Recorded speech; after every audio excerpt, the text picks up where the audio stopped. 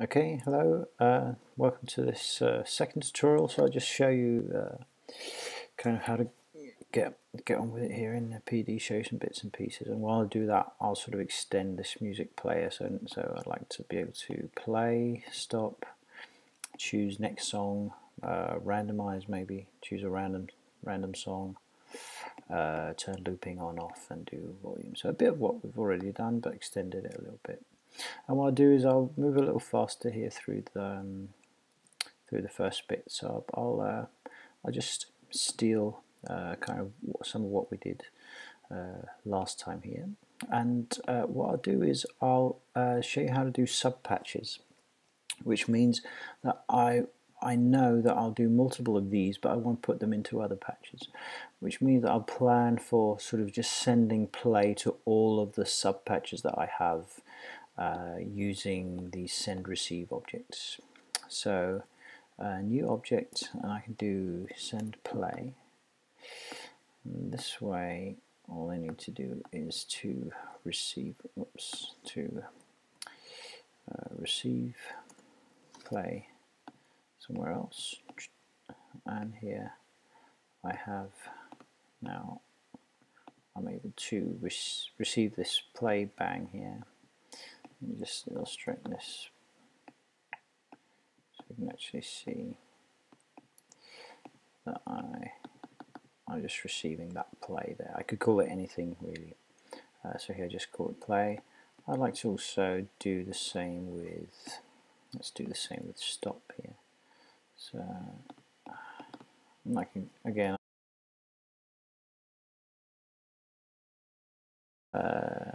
stereo wave file. So let me hook SF up to play with two audio outputs. Okay, so you can see now another audio output from here, which means I can now work with both left and right audio channel.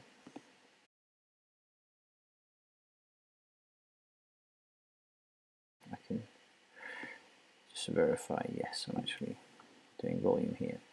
And actually I had here tutorial 2, so I have some different, I have something with the piano here. So just because this is my music player, it's not a mixer anymore, it's a music player, so I'll do. So I can press. Okay, so now I can.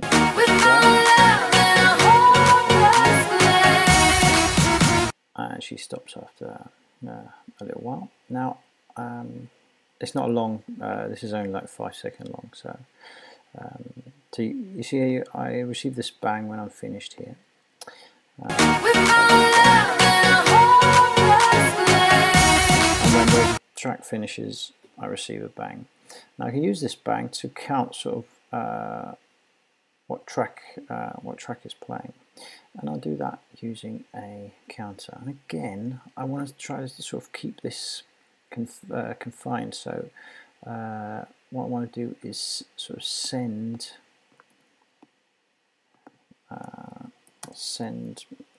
like something that we call maybe to counter. Here we go. So now this bang is going to be sent to a counter, right? Now I'll then receive it up here. I'll do a new object called a counter. And counter is a cool object. It just counts bangs, and it outputs number of bangs, and I can even set it to like a maximum bang. So let's say I want to have, let's see, just three tracks playing in this example. So then it'll go 0, 1, and 2. So maximum 2, right? I can just verify that this works again by doing this. Okay, so you can see it 0, 1, 2, and then it goes back to 0 again, right? So I can use this to toggle on and off sort of the sound being played. So so when I hit play, only the song that is at this current number should actually play, right? So what I can do is, let me just remove these guys. yeah, and put bang in here. So open first, then play. But only do this if this value is actually 0. Let's say this is my 0th track here. Okay. So what we do is use a spigot, which is this sort of gate that can be opened or closed. So we only want this bang to move through the gate if this value is 0. If it's a different value, we want something else to play. Okay. So what we can do is we can send again, send, and call it something value. Okay, let's just do value from counter, and we can receive that up here. Just an R for receive, and then we can do. Let's just move this down a bit. And we can evaluate this. So we can do that in several different ways. I guess the easiest would be just with this equals object. So what it does, it just evaluates whether what comes in here is a 0. If it is a 0, then I'll just show you guys. If it's a 0, then it sends out a 1. So let's do 0. If it's a 1, it doesn't. Okay, I can actually do it like this. Right. So if it's a 0, it says yes, a 0 came into me. Right. If it's a 1, it didn't, so it turns this toggle off. This 0, 1. And we can use this toggle to toggle on off this play button. Okay. So here we should actually be able to. So now it's at 0. So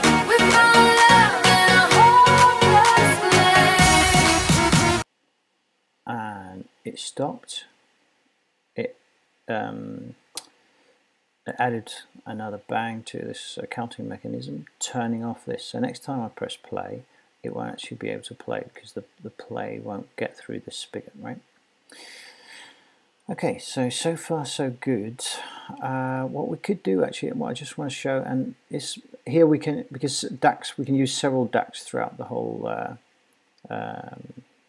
patch and subpatch and everything, but here it might come, other places might come in handy to just to use like send and receive for sound as well. So what we do there is we use an object called throw, remember, with a tilde, and then we call it something. So let's just call it left, because it's the left sound. And you can do throw right. Okay. And then we can receive it in DAC here, where we have something that catches these, and in fact the object is called catch. Whoops. Catch left and catch right. So here we go. So let's just toggle this to 0 so we turn on the spigot. Now the sound is actually out here, thrown down to there, and output through the DAC. It can be handy if you want to maybe add some effects or something like that after you have this chain where you can't sort of get into this. Okay, so now I'll show you how to put all of this stuff actually into a all of the stuff into a subpatcher, and you'll see why this comes in handy. So a subpatcher in PD, you name it PD and then some kind of name. So let's call it track track player, for instance. Okay, so now because I made this, I now have this called a track player, and you can see that it's empty. So what I'll do is I'll take all of this, cut, oops, here, paste into the track player here. I can close that down. So now it's in here. If I want to go into it, I just click and then I get into this subpatcher, and I can move stuff around in here if I want. But now, let's just again toggle to the serial,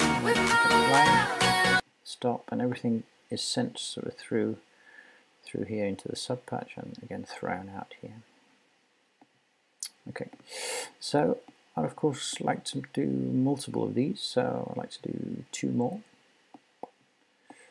Here we go.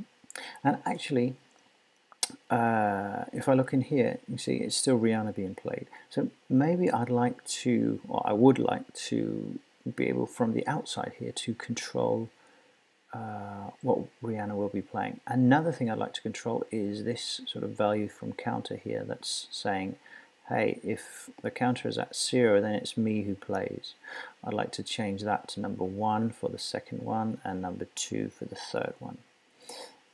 So let me show you how to get into subpatches. To do that, all you got to do is create an inlet. Okay, so now I created an inlet. Now, look here. The only place where this inlet was created was in this second track player. So as you can see, this subpatch is actually unique. It's different from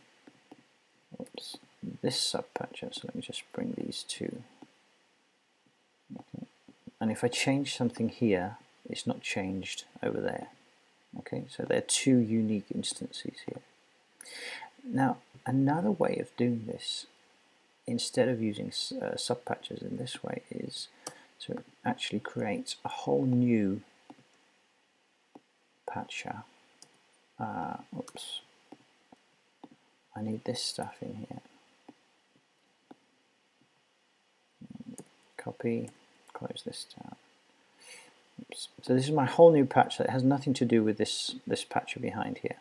Okay, I will just paste this in here.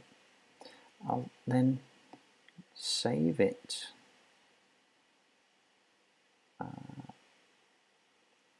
and say the same folder here, and I'll call it my track player. Save. So now I've saved it as a whole new patch. Let me just actually add an inlet here. No, let me do that later. So I saved this.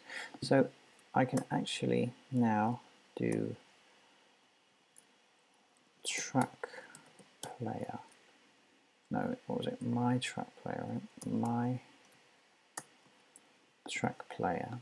And it now recognizes that there's an object here called my track player. And if I go into that, I can see it's in here, and I can actually sort of fiddle about with it. And if I create a new one here, I could put some new ones here, and with just one of these, I create a new inlet.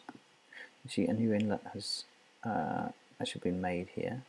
Now, if I then save, so I just save this guy, you can see that now the others have changed as well. Okay, they've got inlets as well, which is really a nice way of working with these subpatches, because all your changes will be sort of all your changes will be saved in the other subpatches as well. So I want one inlet to actually be able to say, well, what number track am I? And I'd like a second inlet to be able to make this message. Now, just a little thing about messages. I can just write anything in here. Now, if a message starts with set, then it automatically tells the next message to be set to whatever I do here. So if I do open, what was the name? Rihanna. Dots. Wait. If I do this,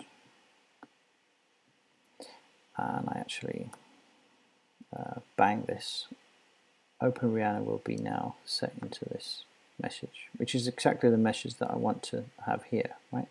So I can use this set thing from outside to actually change this message here dynamically. So therefore, I'll do an inlet like that, and I'll just drop it down here, knowing that from the outside, I'll be using this to actually set this. I'll just do whatever here. So let me just cut. Now I save this. Save. And here you can see now my track player, all of these track players will have 2 inlets. Just remove these because I want to sort of duplicate these messages as well. Oops. So the first one has to be Rihanna, and I also want it to be the 0th, track number 0, as it were.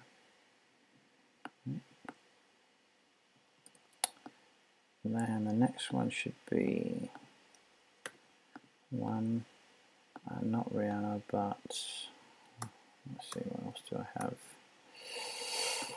Call on Me.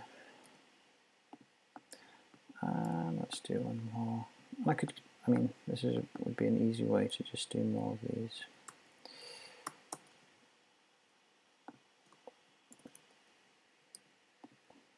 Okay, and of course I'd like to set this to number 2. Okay, so let's see if this works. Let's play here.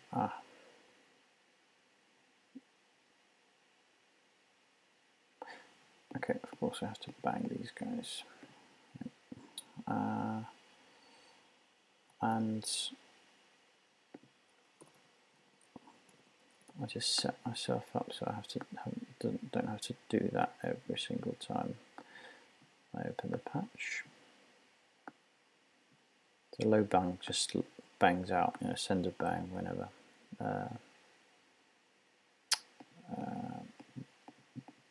whenever the patcher opens.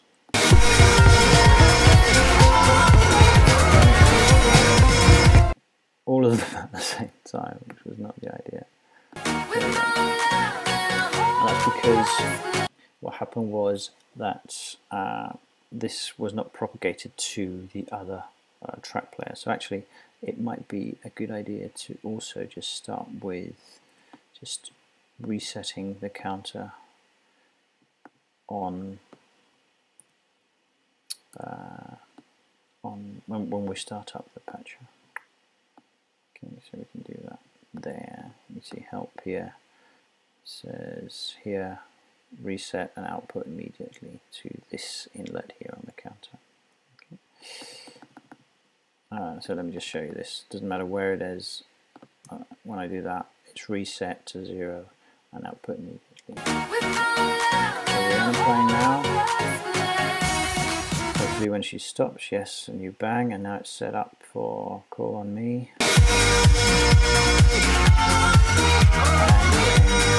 And when Call on Me stops, it's set up to open Ashes here, and when that stops it should return back, and now it's sort of playing the next. Okay, and of course next would just be to put another counter in. What I could do was, when I do next, I'd like to play, for instance. Well, then it comes in handy this the trigger object. So instead of just sending one bang down to the counter,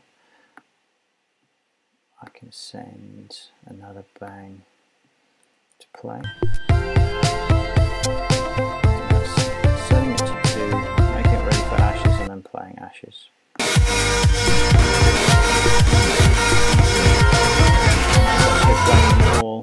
It's playing them all at the same time. So what I would maybe like to do is put in maybe like a stop. So stop all just before. I can actually toggle through them all, change the volume of them all. I'll let you do the random and the looping. Okay, so that's it.